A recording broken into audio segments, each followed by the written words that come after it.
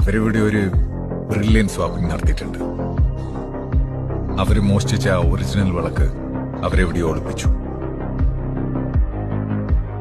ഇത്രയും നാൾ നിന്റെ നാട്ടുകാർ കണ്ടു തൊഴുതത് വിലയില്ലാത്ത ഒരു ഫേക്ക് വിളക്ക്. ഇതിൽ എന്നെ പെടുത്തതിന്റെ ഉദ്ദേശം എന്താ? പറയാം.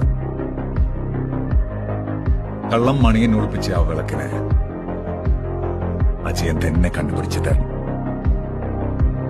ഉത്സവത്തിന് നട തുറക്കുന്നത് വരെ നിനക്ക് സമയമുണ്ട്. അതിനു മുമ്പ് ആ വിളക്ക് എന്റെ കയ്യിൽ കൊണ്ട് തന്നാൽ കാവിലുണ്ടായിരുന്ന വിളക്ക് അവിടെ തന്നെ എത്തും.